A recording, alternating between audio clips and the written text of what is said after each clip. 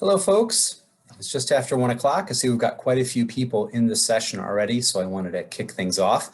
Welcome. It is Wednesday. It's just after 1 o'clock, and it is time for the CDRPC Local Government Workshop webinar. I'm Martin Daly. I'm the Director of Water Quality Programs for the Capital District Regional Planning Commission. Today's webinar is Clean Energy in Your Comprehensive Plan, Guidance for Local Governments. And this session is made possible by NYSERDA. We certainly appreciate their partnership in bringing you this material today. We are joined by Ian Latimer, Project Manager at NYSERDA, and Jessica Basher, Executive Director of the Pace University Land Use Law Center. So we've got some great expertise to share with you today. Before we begin, the obligatory little bit of housekeeping. For those of you that do not know us, and you should know us by now, CDRPC is a regional planning and resource center that serves Albany, Rensselaer, Saratoga, and Schenectady counties. We foster intergovernmental cooperation, communicating, collaborating, and facilitating regional initiatives. We work with partners to address regional problems beyond their municipal borders. This webinar series was established to help planners sharpen their skills and provide a vehicle for Planning Board and Zoning Board of Appeals members to obtain necessary credit hours. They're required by state statute to obtain 4 hours of training a year, and municipalities have a wide latitude in defining what training is acceptable for credit. After each webinar in the series, each attendee that registered with an email address will receive an email confirming your attendance. That's going to go out in 24 hours from the end of this webinar. This email may be submitted to your municipality for consideration of credit. In addition, for practicing AICP planners, we have submitted this session for 1 hour of CM credit to the American Planning Association. Our attendees join with video and audio off for security purposes, but we do want to get folks engaged in a dialogue, and I'm happy to. I would encourage you to let me know if you have questions and would like to ask them live, either by unmuting your microphone or allowing you to join us by video. So please just let me know using the chat function. I want to ask a question in person. You can also use the classic method, so to speak, of typing your question into the chat box. And much like a radio DJ, I will interject when I see an opportunity. I'll jump in and ask our presenters that question in order to relay that along. So use that chat function or the Q&A function, and I'll be able to either unmute you, put you up on screen, or relay that question for you. We do archive our presentation material, and the links to that presentation materials will be posted on the Eventbrite website, the same one you used to sign up for the series. We are recording the session, and recordings of our session will be posted to the CDRPC YouTube channel at the conclusion of our webinar series, which is coming up in just 1 week. So we have one more session following this one. Now, we've got all the housekeeping out of the way. We are cleared for takeoff, and we can begin our program. Today's session is Clean Energy in Your Comprehensive Plan, Guidance for Local Governments. Ian and Jessica will introduce and review a new resource for municipalities looking to incorporate clean energy goals and objectives into their comprehensive plans. Whether your community is looking to modify an existing plan, create a separate clean energy plan component, or build a new comprehensive plan from scratch, this session will introduce key considerations and resources to ensure responsible planning for clean energy development. And with that, I want to welcome again Ian and Jessica for joining us today. Really appreciate their participation in this webinar and their support. They're sharing their expertise with us today. It's going to be a very engaging session. So with that, Ian and Jessica. Martin, thank you so much. Give me just a second to get my screen share going. You can let me know once you're able to see that. Looks fantastic. Thank you. All right. Well, again, good afternoon, all. Thank you so much. Let me move that real quick. There you go. Yeah, so thank you so much for having us back here, Martin. You know, we participated in the webinar series last fall, and we're so glad to be asked to do so again. So my sincere thanks to you, Martin, as well as to Jill, Tara, and others at CDRPC for the ongoing partnership that you guys have with NYSERDA regarding all things clean energy and sustainability. We're very grateful to be working with you again. For those that I haven't had the pleasure of meeting, my name is Ian Latimer. Like Martin said, I'm a project manager on NYSERDA's Clean Energy Siting team. I'm happy to tell you a little bit more about our team and what we do in just a minute.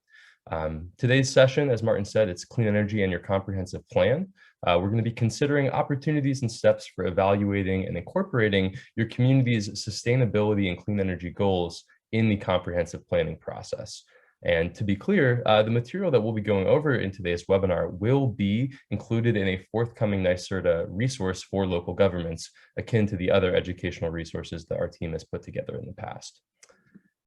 Now, just a brief agenda of what we'll be going over in today's session.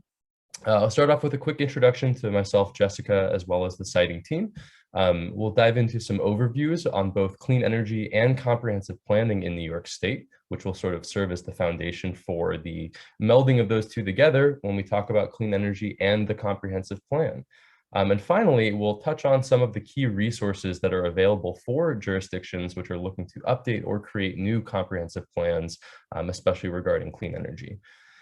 Before we move on and get into everything, we do think it would be helpful to have an understanding of where people on today's webinar are coming from in terms of their familiarity or development with a comprehensive plan.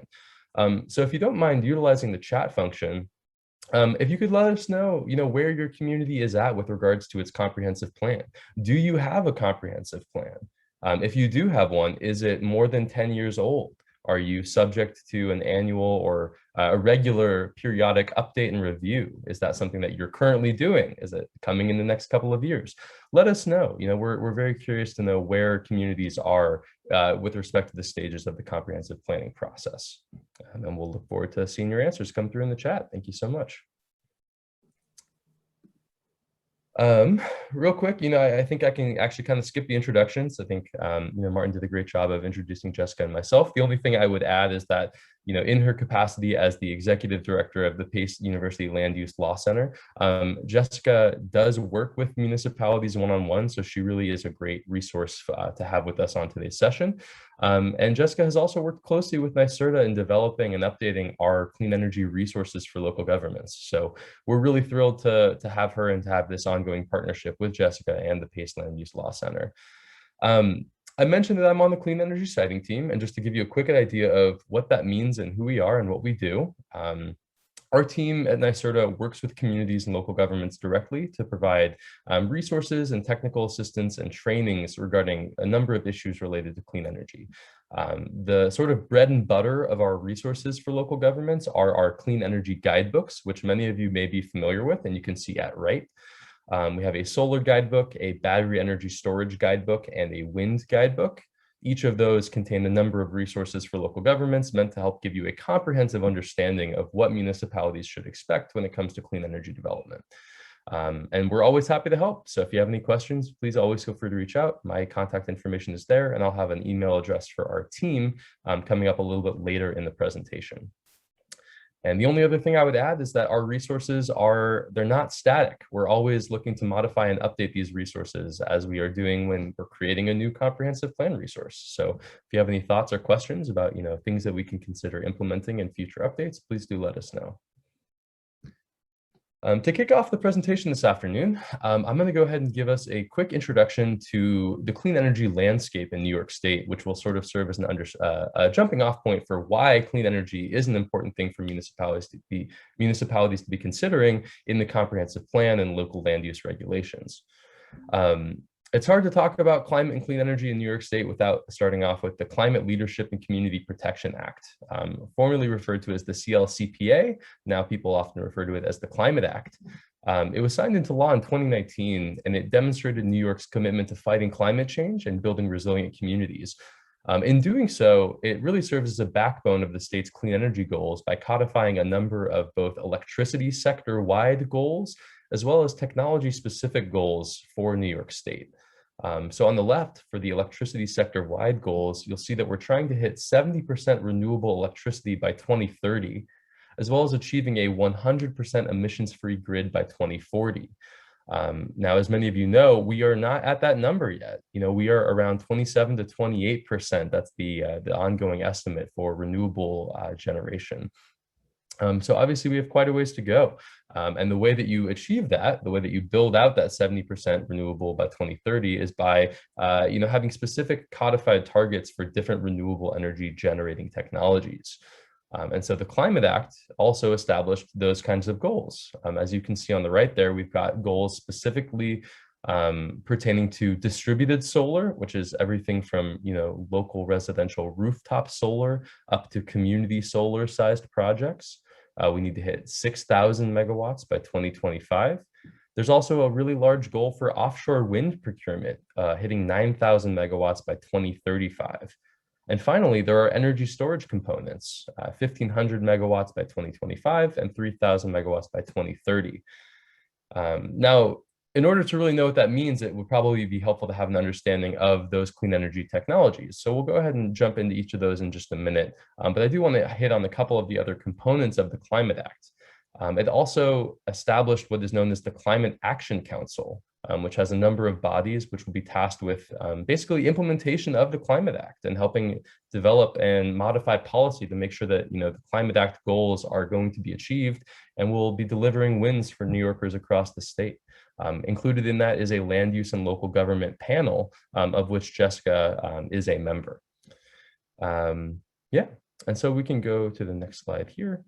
Briefly, we'll just do a quick intro to each of the clean energy technologies, given that, when we talk about building out renewables, we're talking about building them in local jurisdictions, which means that you need to have a comprehensive or at least introductory understanding of what these clean energy technologies are and what their implications are from a land use and local perspective. So for solar, we'll quickly just touch on that. When we talk about solar, we're mostly going to be talking about solar photovoltaics, or PV, not concentrated solar power or solar thermal. Those are different types of solar heating and solar generating technologies, but what we're talking about are really the conventional solar panels known as solar PV.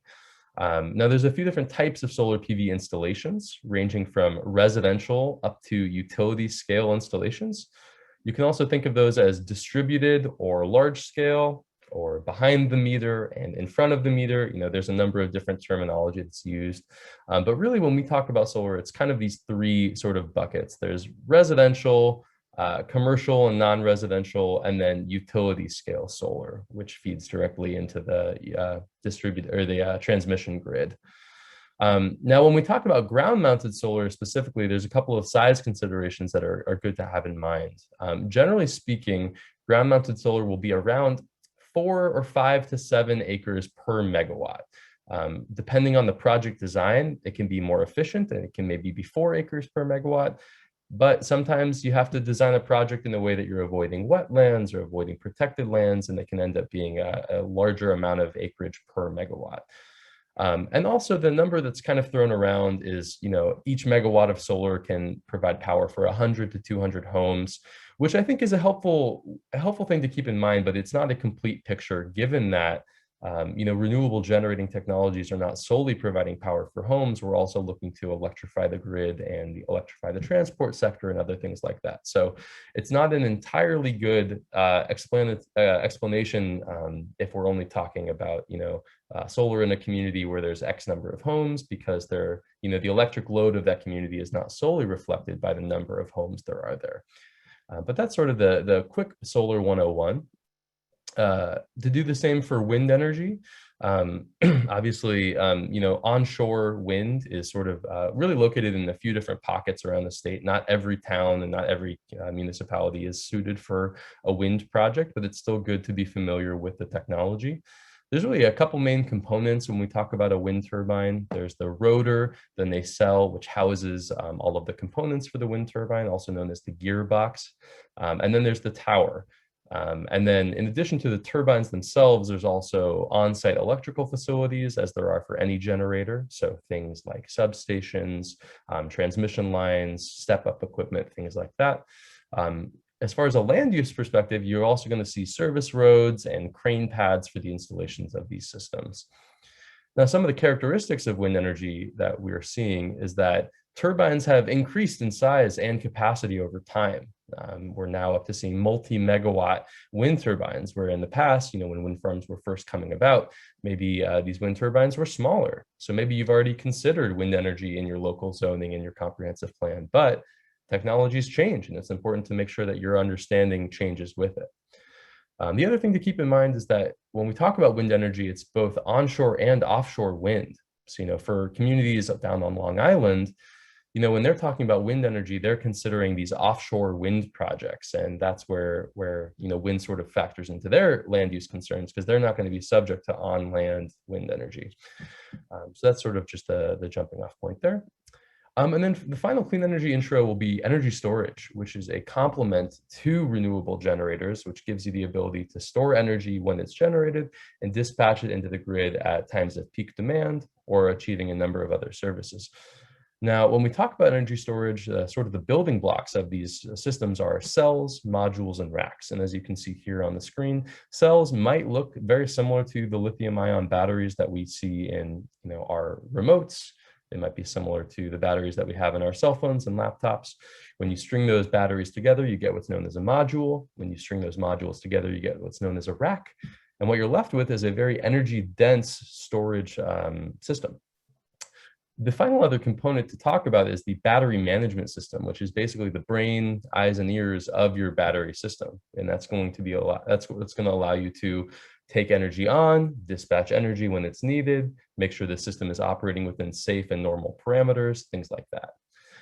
Similar to solar, there's sort of a couple of buckets of installation types when we talk about energy storage. There's residential and commercial, as well as utility scale batteries. And there's pictures examples down at the bottom. So on the left is an example of a residential energy storage system. In the middle is an example of a commercial energy storage system that's supplying power at a business park. And then on the right is a photo of one of, if not the largest battery installations in New York State. That's a 20 megawatt utility scale energy storage facility in Saratoga County. A couple of details and purposes for energy storage and why local governments are likely already seeing these or should expect to see these coming. These are often paired with renewable generators because renewables are known as intermittent resources, meaning you can only use solar power when the sun is shining, or you can only use wind power when the wind is blowing, but energy storage can allow you to what is called basically arbitrage, where you're able to take on that energy when it's being generated if it's not being used and dispatch it at a later time based on peak demand. You can also provide backup power or grid upgrade deferrals and other important grid services using energy storage. Now, the final piece to hit on with regard to these technologies is sort of the land use and local considerations and how they factor into your local zoning and comprehensive planning. So all technologies, we want to be thinking about appropriately locating these systems. We want to be thinking about environmental impacts. We want to be thinking about compliance with bulk and area standards within your zoning, as well as decommissioning and taxation. Those are kind of universal concerns for these systems. For solar, a couple of particular concerns that we've seen crop up throughout the state have been the visual and aesthetic impacts or community character impacts, as well as impacts on agricultural lands, given that solar energy systems, even though they are not actively moving necessarily, or they may not be actively impacting the land, they are covering a fairly large portion of land for these large scale projects. For wind, comparatively, the issues are more about visual and aesthetic impacts again, but also noise and shadow flicker, some of the same community character impacts, but it's not covering the same amount of acreage as a solar facility might. And energy storage, the land use considerations are much different because they're not really going to be land use considerations so much as safety considerations. You want to make sure that these systems are installed as safely as possible and that you have a first responding base that's trained and able to respond if and when something were to go wrong, or if you need to decommission the system, things like that. Just a quick map to show you where these clean energy projects are in the state of New York. I want to make sure we keep moving to have plenty of time for the comprehensive plan piece. So I'll skip through that. But the final piece here is just to say, give you an idea of the regulations or permitting regimes that clean energy projects are subject to in the state of New York. Many of you probably know this, but I don't need to spend too much time. For clean energy generators, such as solar or wind, projects that are under 25 megawatts will be subject to permitting at the local level. So that will utilize the seeker process, the State Environmental Quality Review, as well as any municipal requirements that you have on the books. So if you have a zoning law that covers these projects, then they will be subject to whatever zoning land use tools you have, such as a special use permit and site plan review process. For projects larger than 25 megawatts, those are going to be permitted at the state level. Previous permitting regime was the Article 10 process. Now that will be done through what's known as ORES, or the Office of Renewable Energy Siting. Finally, projects that are between 20 to 25 megawatts may opt in to state level siting review through ORES, or may elect to continue to seek a permit through the local requirements. For energy storage, it's a bit different. It's not solely based on the capacity of the system. It's based on whether it's paired with a generator. So a large-scale battery that's proposed with a large-scale solar or wind project will be permitted by ORES through the state level permitting process. However, even a large scale battery that's not proposed with a generator, if it's just standalone storage, that's going to be subject to permitting at the local level, which means, again, it's really important that we're thinking about, how do we want to control and regulate these systems in our communities? And that's why we want to make sure it's reflected in your zoning. But before you can do that, we want to make sure it's reflected in the comprehensive plan. And so with that, I'm going to go ahead and turn it over to Jessica and ask that she joins us to speak a little bit more about comprehensive planning in New York State. Thank you, Ian. I just want to also remind participants that at any time, if you have questions, go ahead and put them in the chat. I know that's a lot of technical information for Ian. I'm a land use person, so when I hear it, I know it's it can be overwhelming. So if anybody, this is newer information, please, do stop us. We're happy to answer questions. So I'm going to just tee up for a more in-depth dive into comprehensive planning, the process, the new resource for Ian, and just start with kind of some general information about comprehensive planning. So I'm going to just go to the next slide. So comprehensive planning, local governments are authorized by New York State to adopt comprehensive plans. I think one of the really interesting things about New York State and how local governments are dealing with land use and planning issues is the way that kind of home rule and enabling legislation works in our state, in that you are authorized to adopt a comprehensive plan, but you are not required to adopt that plan or to update it on a regular basis. So I was pleased to see in the chat discussion of communities that have comprehensive plans adopted not that long ago or that are in the process, because I think as you start to deal with new technologies and shifts in development, this planning process really is essential to make decisions about zoning and site plans and how your community is built out. So when you look at the definition that we get from New York State on what is a comprehensive plan, it's really broad. It's written materials, right? Graphics, charts. And I think what's really important is the purpose behind those materials and what you're really doing when you undertake a comprehensive plan process, which is looking into the immediate and long range protection, enhancement, growth, and development of your community. And so if you think about your community over the last several decades, and then you think about what Ian just shared with you and what is coming, or you may be already experiencing in your community, these are shifts in land use development, but they're also really different types of development with different land use considerations than what you may have been dealing with over the last several decades in your community. So this is really the time that I think communities have struggled to figure out, planning, the zoning, what do we do first, how do we do it first, and things are moving so quickly. So I'm really excited about this resource because I think this opportunity to take a pause and think about planning is essential for communities to really deal with these issues, knowing that a lot of you are probably already adopted zoning or having to do that in a parallel track or very quickly. On the next slide, you'll see that one of the essential things about planning is that local governments are also authorized to adopt land use regulations, and your regulations must be in accordance with your comprehensive plan. So for those communities that needed to jump out there and really adopt zoning because the state was acting, these projects were coming, this planning process, this planning resource is intended to be helpful in, in some ways, maybe catching up to where your zoning is, formalizing your community's views, responding to maybe what you're also seeing kind of in your region and, as well. So, what is it and, how it works and why is really about that community vision. And sometimes what you would like your community to look like isn't completely confined by what's happening just in your community. It's also what's happening, globally across the state, in your region as well. So I think communities have had to deal with different issues that I'm guessing if I could do a show of hands, very few of you, unless you've adopted a comprehensive plan very recently, have thought about or incorporated any significant language in your comprehensive plan related to clean energy. So we're really kind of in this new era of planning, thinking about this type of development. So it's really this relationship as well between this planning process, the vision for your community, what may or may not be part of your vision, or what will become part of your vision, and how you then incorporate that into your zoning and regulations. And so, I'm sure this is all what you guys are all thinking about, and hopefully why you're here today. And, how do we respond? How do we incorporate this into our planning? What is appropriate?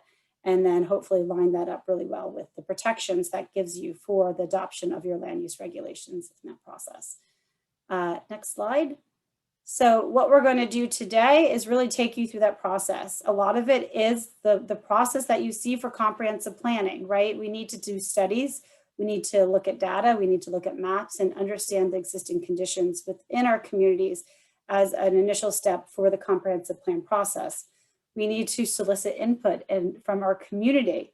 Community outreach is something we love to do at the Land Use Law Center. It's a big part of our work, but it's an essential part of comprehensive planning, because if you do it all in an office confined and you don't get that input, you're going to run into issues when you try to use your comprehensive plan, when you're trying to adopt that comprehensive plan, and when you're implementing it through adoptions and regulations. So this is the time to have those difficult conversations about how and where you're going to build in the future in your community. So a key part of this resource is looking kind of at that community input stage.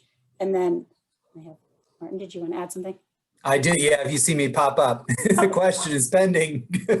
I don't mean to be like that. I don't know, maybe dating myself, but that little paperclip icon that used to pop up in some word that, you know, was supposed to be helpful, but just was annoying. I'm hoping to be helpful. From Linda, who asks, 100% electric is a moving target given electrification of the transportation sector. How fast is such a shift expected, and what is the related percentage increase needed in electrical generation? And I'll throw transmission as well. That can also be a challenge given the ability of the system to handle all that load. They're great questions. Unfortunately, they're not ones that I'm always the best suited to answer. I will say that, you know, to that effect, the Climate Act and related legislation that's been adopted since, I think, have considered the need for these ongoing studies to make sure that, you know, these goals are properly calibrated and are being adjusted throughout. You know, a piece of legislation that was adopted back in 2020 was one that authorized the Department of Public Service to conduct a statewide transmission grid study to evaluate just that, Martin. You know, the need for, you know, we're talking millions and millions of dollars on transmission upgrades to reflect this added capacity. To Linda's question specifically, I'd be more than happy to find, you know, more of an answer. You know, there are other folks in NYSERDA who work on our clean transportation team, as well as people who work on the implementation of the clean energy standard solicitations and things like that, who may have a better answer. So I'm more than happy to get back to you with a bit more information on how that 70 by 2030 and 100% by 2040 numbers may be, you know, sort of adjusted in the coming years based on things like grid electrification and transport electrification. Cool. Linda, if it's okay, I will share your contact information with Ian after the presentation, and that way you guys can connect. And I know Ian's contact information and Jessica's contact info will be available at the end of the presentation as well. So stand by. Thank you. Thank you, Paperclip. yeah. I'm going away now. Okay. I don't know talk, but whatever. Yeah. Great. So again, keep the questions coming. Interrupt us, jump in, you know, put them in the chat. It's really helpful when we're just kind of staring at our screens to know what you're thinking and what your questions are, so we can be sure to respond to those issues or get you answers where we can. So as far as the comp plan process and the resource that you'll have access to soon, again, the community engagement piece is really important. And, you know, asking those questions and involving the community and the legal structure, right? So the steps that you have to go through legally, but also kind of the structure of your comprehensive plan is very important. So we're talking about adding new types of content related to clean energy to your comprehensive plan. If you're not undertaking a new comprehensive plan, your comprehensive plan is not that old, or you don't really have resources or time, you can do this as kind of a standalone or integrated planning process as well. And so we really like to think about kind of the components of planning language. And so you'll see what Ian will dig into is kind of thinking about those long-term goals and goal language and kind of the intermediate objectives, you know, to get there, but then really getting to the implementation. So many plans over the last several decades, you know, sit on a shelf, and we really are hoping that, you know, these types of plans that are really kind of focused on, you know, new issues and pressing issues are the process as well as the plan itself are developed in such a way that they can be tools for dealing with these issues. And it's really that opportunity to have those conversations, not when the development comes or the development is there, but in advance thinking more broadly about the goals, objectives for the community. So include an implementation plan, which Ian will get into, have strategies, revisit that plan on a regular basis, have a process and procedure built into the development of your plan to do that. And then finally, funding. I know some of your students saying, well, we'd love to do a planning process. We'd love to engage our community, but we don't have the staff, we don't have the resources. The great thing is the CFA is open. There's a new Department of State grant that is actually for comprehensive planning. Like, I wish I could quickly find like the emoji app where like, there's balloons and everything behind me, because this is something as part of my work on the advisory committee for the state, I was really pushing for it. A lot of people are pushing for is we need funding resources for local governments to do planning. I mean, it really is essential, and we finally have one. You can also get funding through other programs like Climate Smart Communities and LWRP programming. If you're eligible, you can make that work. But to actually have a grant dedicated comprehensive plan, this is great. So CFA is open. We'll have a slide that'll show you the specifics of that. But this is the time to think about it. The resources are there. So really encourage you to to dig in. So I'm going to turn it back to Ian to kind of walk you through the details and steps of what you'll find in the resource, and then we're here to keep answering questions. Awesome. Thank you, Jessica. And as standing invitation, hop in whenever you feel compelled to. Always grateful for your input.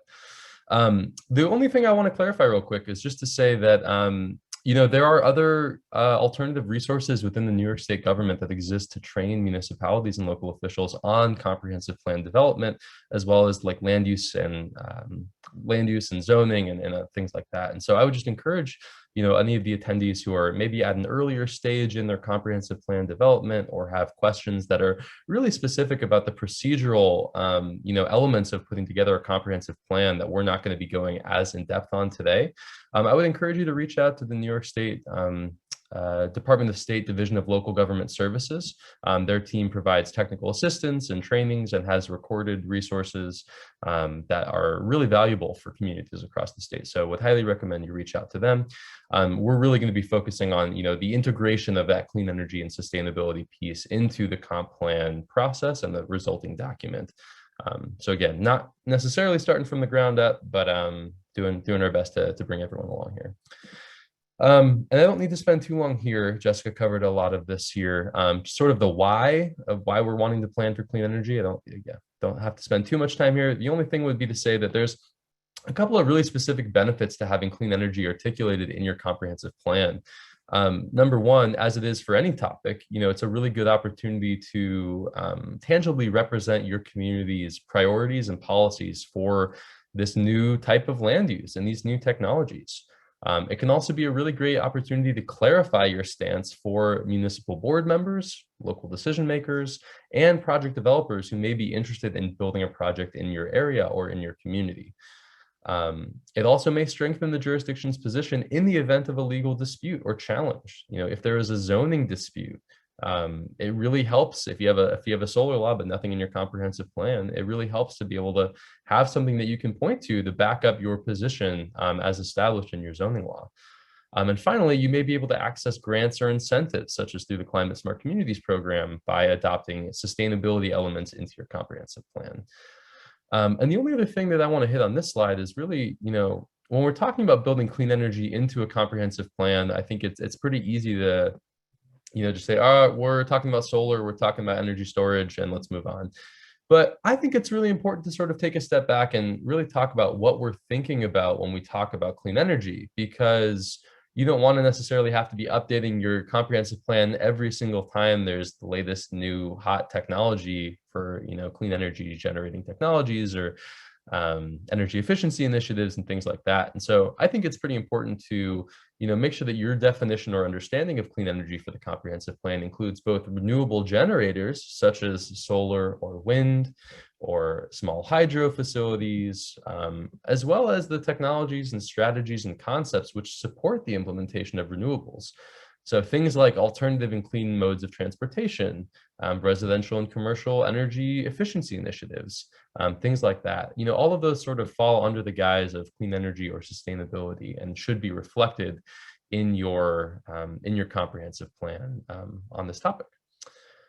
The other thing we want to hit on before we get into the real process part is another sort of answer to the question of why include clean energy in my comp plan. And that is that, we talked a little bit earlier about the state level permitting regimes for large scale renewables. Well, within the regulations for that permitting process is comprehensive plan language. Specifically for Article 10, it was under the land use exhibit 4. And for the ORES application, it's under Exhibit 3, the location of facilities and surrounding land use. I don't want to read the full paragraph, but a couple of highlights here is that we're going to need a statement showing whether an adopted comprehensive plan is in place and is applicable to the lands on which the project is, and whether the proposed facility is consistent with the comprehensive plan. They also need to provide a copy of the plan with their application to ORES. And there's a lot of conversations to be had and that are happening in municipalities across the state about, Jessica mentioned the home rule impact and the state level siting process. Well, this is a really key upfront opportunity where your local regulations and the desires and priorities of your community can be communicated to the people who are making decisions about permitting these projects. So I think it's always worth having something on the books. It's always worth having a well-considered plan in place that talks about that. As far as establishing where you're starting from, thank you guys so much to those of you who submitted your answers in the chat. It seems like we've got people at a couple of different phases in the comprehensive plan update or development. We put this little chart together just sort of give you an idea of how you can utilize this forthcoming resource or how you can implement clean energy depending on where you're at in the process. So, do you have an existing comprehensive plan? Yes or no? If you do have one, how old is it? Is it time for a periodic review? Is it old enough that you maybe need to, if not start over, do a very substantial update to it? If not, maybe you need to create a new comprehensive plan and you should evaluate your options. Do you want to include clean energy as a standalone component? Or do you want to try and integrate clean energy and sustainability initiatives and goals into your comprehensive plan in different places? So when we're thinking about, housing development, when we're thinking about transportation, do you want to implement clean energy in there? Or would you rather have it as a separate component, which then ties together or cross-references to those other pieces? I don't know that there's one way that's better or inferior. I think it depends on how your comprehensive plan looks and how you're approaching it. But it's definitely good to have it represented in either case. So whether you're creating a new plan or updating an existing plan, we hope that this resource will be useful for you. And either way, some of the goals and objective language that we're going to be talking about should be useful for you. The first step when it comes to the comprehensive planning process is going to be the adopting of a policy resolution or statement by the local legislative board. So for the town, it'll be the town board, et cetera. And there's a couple of components that we think are important to hit on for incorporating clean energy into that policy resolution. You can, assert your overall goals for comprehensive planning regarding clean energy. Why is it that you're looking to implement clean energy into your comprehensive plan? Really establishing that from the outset. You can state your intention to consider clean energy development in your land use regulations. You can say that you're updating your comprehensive plan due to the fact that you want to update this, adopt the solar zoning law. Or if you already did, then you're updating your comprehensive plan on the back end to make sure that it is reflecting all of the regulations and requirements in place in your zoning. You can also outline the previously identified plan format or process based on, where you landed on this graphic here. You want to make sure that you're very clearly articulating the process for adopting this comprehensive plan or updating the comprehensive plan. A couple of the things that the policy resolution or statement can do are these next couple of bullets, depending on the how much thought you put into this policy resolution. You can have it be really in-depth, and in that resolution you can identify funding and resources that are going to be required for this initiative. And by that, we don't necessarily mean every grant funding that or every grant application you're going to submit for this, but it's good to have a sense of, is the scope of my comprehensive plan update such that it's more than my municipal staff can handle? Are we going to need to bring in volunteers on the committee? Do we need to have hired consultants to, walk us through this process and really do the heavy lifting? Or if I'm just modifying an existing comprehensive plan, can I handle it using our in-house planning staff and then maybe some volunteers on the board, things like that? But those are things that you're going to want to identify early on in the process. And then again, identifying and applying for grant funding as available and as early as possible to make sure that you understand the scope of your update as well as the time necessary to make it happen. Obviously, the more transparency around the funding piece, the better. So starting that early is great. From there, and this again can happen within that policy resolution, you want to identify the body or individuals that are going to be charged with developing the plan. And a lot of the times that takes the shape of a special comprehensive plan committee or a special board or task force. When we're talking about clean energy specifically, there's probably a few people that you want to consider involving in that board, or at least getting them involved in soliciting input. And that can be utility representatives, local and regional planning organizations, environmental groups, disadvantaged community groups, or low and middle income groups, people that are really, going to have a stake in the clean energy landscape. And we're wanting to be considering when we talk about the benefits of clean energy and sustainability plans. And whether it's the local legislature, the planning board, or the special board or committee, whoever is established as the group that's going to be developing that plan, you really want to make sure that they are educated and up to speed on clean energy programs, goals, and technologies. So whether that means, reviewing the NYSERDA resource, whether that means giving me a call and saying, come to my town for a training with my comp plan board, we're happy to do that. That's what we're here for. So definitely want to make sure that everyone's up to speed. The biggest piece here, though, the first really the main priority that board is going to have is going to be to determine existing conditions and conducting studies to make sure that you have a sense of the current landscape and the current goals and priorities of your town or of your community. There are a number of existing condition studies or considerations that are relevant to clean energy. Obviously, there's a lot more that are not necessarily clean energy related, but I just want to hit on a few of these. From an energy and a grid perspective, there's a few different things. We want to be thinking about utility hosting capacity, which can tell you a few things. That can tell you not only where electric grid infrastructure is in your community, but also if it even has the ability to take on new generation. If you decide that you want to see community solar in your community, well, what if you look at that map and that community solar isn't really currently viable in your community? Well, then you have to sort of change how you're thinking about the types of projects you want to be promoting in your comprehensive plan. So that's usually a pretty good jumping off point. You want to be thinking about your proximity to grid infrastructure and where in the community it's even feasible to implement clean energy projects. And then you want to be thinking about your municipal energy profile. So the load, the energy demand, what types of systems are, occurring throughout your community, what is the transportation profile within your community, things like that. Importantly, a big overlap with clean energy from a land use perspective will be agricultural considerations. So thinking about land that's under certified ag districts or under ag assessments, thinking about soil types and qualities, those are really important things to have a grasp on when you're considering where and how to allow or regulate clean energy projects. Similarly, environmental considerations, environmental resources and assessments to evaluate things like endangered and sensitive species, wetlands delineations, things like that.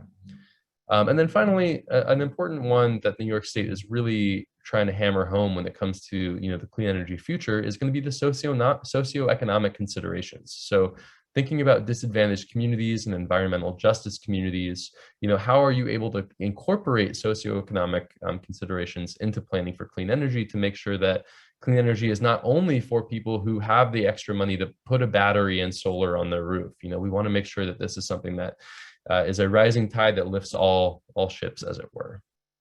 And we do have more examples of tools that you can use for these existing conditions studies, as well as other considerations within the resource.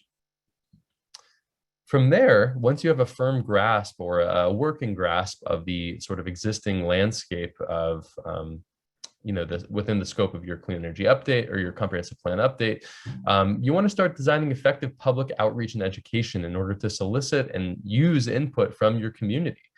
I included an example on the right, which is a screenshot of a regularly ongoing comprehensive plan committee meeting in the town of Westerlo. Our own Jill Hank of the CDRPC sits on their comp plan committee.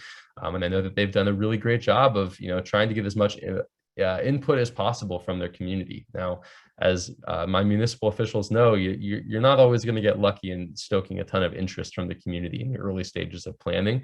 It's really not until the projects are proposed that people are up in arms and come to the meetings. But it doesn't mean you can't try, and it doesn't mean you shouldn't do everything you can to get as much good input as possible. So a couple of key people, I mentioned this earlier, key people that we want to be thinking about when it comes to public outreach and education, if they're not already involved in the comp plan committee.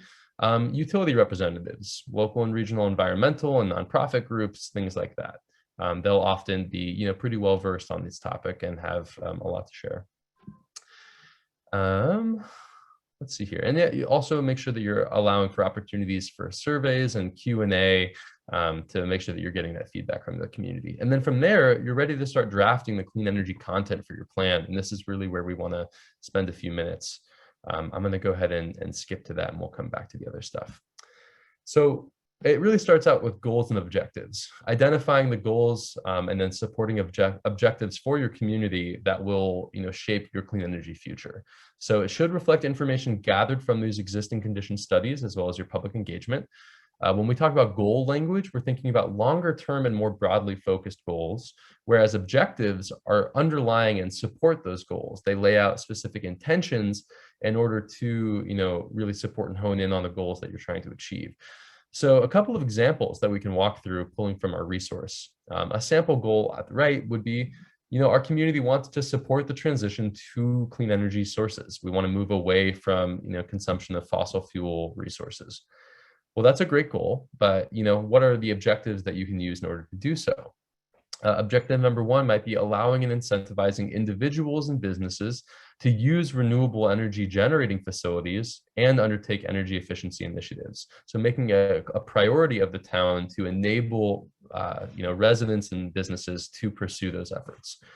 Another objective might be supporting the expansion of clean energy opportunities through the town's land use policies, plans, and regulations. So, how can we be updating our zoning or updating our land use regulations to reflect our support of the transition? Another objective might be streamlining the project review and approval process so that it is efficient and predictable. We've seen that a lot in New York State through things like the Unified Solar Permit, which is a way of municipalities really making it, a much more streamlined process for small solar projects to get built. Another example of a goal and objectives rather, and I include this one because it's pretty important when we talk about solar, balancing clean energy development and continued agricultural operations. That's a great goal, and one that I think most communities across the state which have a sizable agricultural operation probably are going to include. So that's the goal. How do you do that? What are some objectives? Well, the first objective would be we want to minimize the siting of clean energy projects on priority farmland, which we've identified for protection. So within that means that you've gone ahead and through those existing condition studies and through some deliberation with your committee, you have decided which farmlands, are prioritized for protection, which are more marginal and are allowed for projects, or, really which is the hands-off zone, basically. Another objective might be allowing clean energy projects in priority agricultural areas only if the project has achieved or will achieve substantial mitigation of agricultural impacts that you identify. Another objective might be encouraging solar and other renewable energy production that is compatible with agricultural related businesses. We've seen this a lot in New York State for community solar projects in agricultural areas where communities want to see these projects adhere to a agrarian aesthetic or an agrarian land use like surrounding parcels. And so there are ways that you can prioritize that, but it really helps to have it rooted in your goals for clean energy. So from goals and objectives, we kind of go one level further. Actually, real quick before we do, a couple other examples that we don't need to get into fully. A goal could be, achieving and realizing the financial, socioeconomic, and other benefits associated with economic development like clean energy, which can include employment, includes tax revenue, things like that.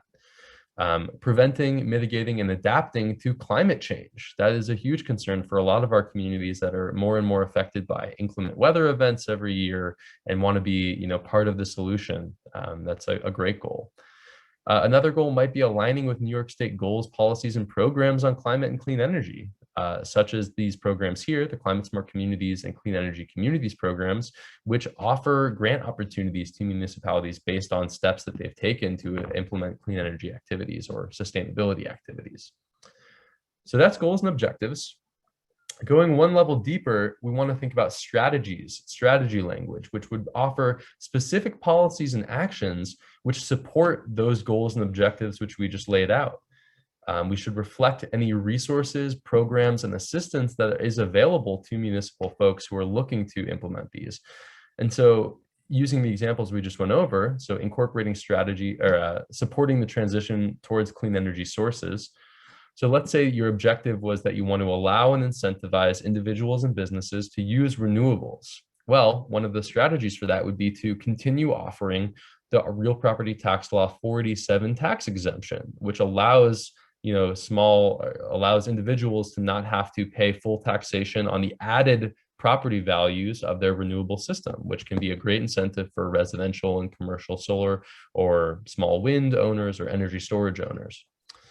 You can also consider pursuing the community choice aggregation model, which would make clean energy more widely available to members of your community, allowing individuals and businesses to firmly commit to buying clean energy. Another strategy would be, supporting the next objective. So we want to support the expansion of clean energy opportunities in our land use policies, plans, and regulations. Well, what are some strategies for that? You can amend local zoning to implement a balanced approach to clean energy. That can include utilizing and modifying NYSERDA's model laws. That might include doing an assessment of neighboring communities in your area and seeing how their laws treat clean energy and how you can make yours align with theirs. Final example here, streamlining the project review and approval processes to be efficient and predictable. I mentioned this earlier, utilizing things like the unified solar permit or other clean energy specific permits and inspection processes. You could even consider digitizing permit applications and fee payments. That's something that we've seen happen in a lot of other states, but I only know a couple of municipalities who have adopted virtual permit applications, and that would be a great thing that you can do to make sure that the process is as smooth as possible. Another example of using these strategies to support the above, for the agricultural piece, let's say, we mentioned the objective was minimizing the siting of clean energy projects on farmland identified for protection. So the strategy there would be that you need to identify the specific soil categories or physical areas for prioritization, considering things like historic and current land uses. You want to ensure alignment with local zoning and other land use policies.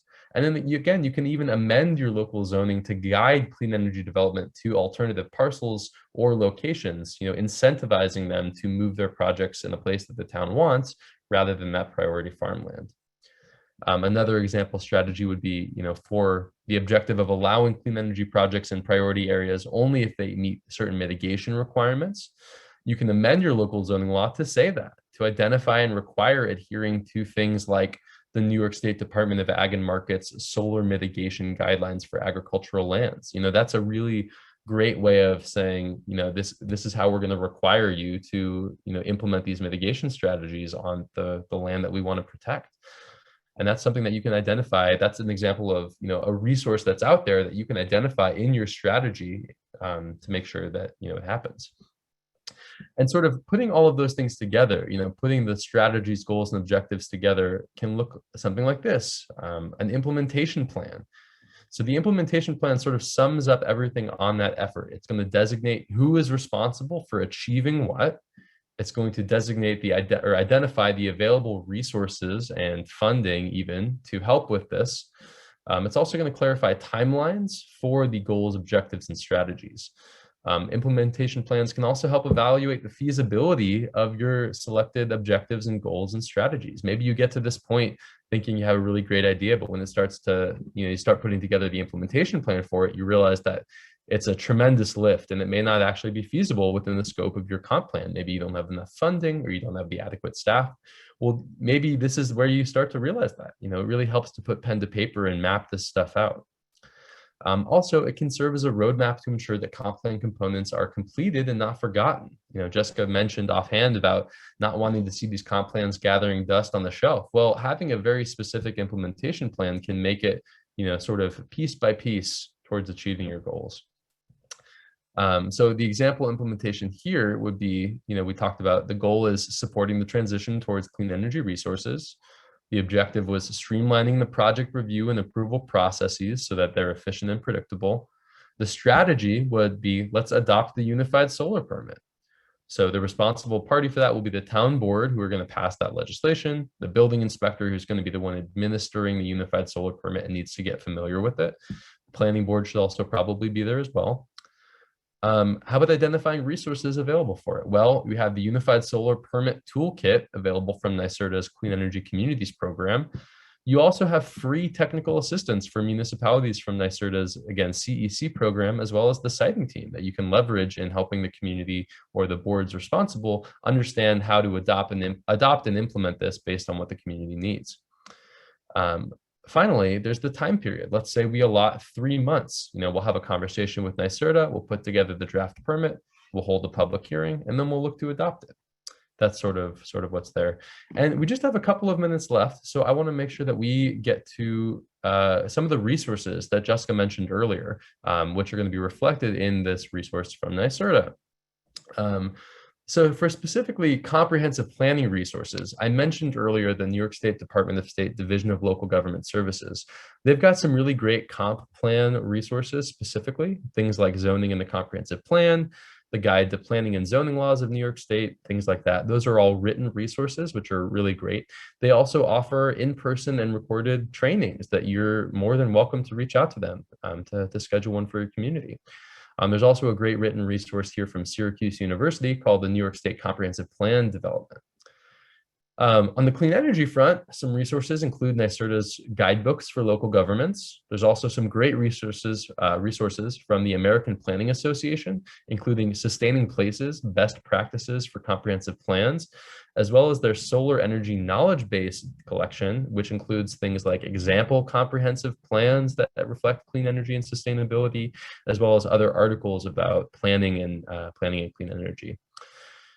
Finally, I want to flag the New York State Climate Smart Communities, which one of their actions is actually to adopt a comprehensive plan with sustainability elements. So if this is something that you're interested in doing, you want to make sure that if you're participating in the CSC program, or if you want to, that you get the adequate credit that you deserve for implementing some of their suggestions in your updated comprehensive plan. And finally, the resources section that everybody is waiting for is the funding piece, because like Jessica said earlier, that is a really important consideration for comp planning. One of the sort of jumping off points might be your local county and regional planning agencies. Now, I know of a couple of examples of county planning departments or regional planning agencies which have offered direct financial assistance to communities for comp plan reviews and revisions, but I don't think that that's a super common thing because budgets are tight.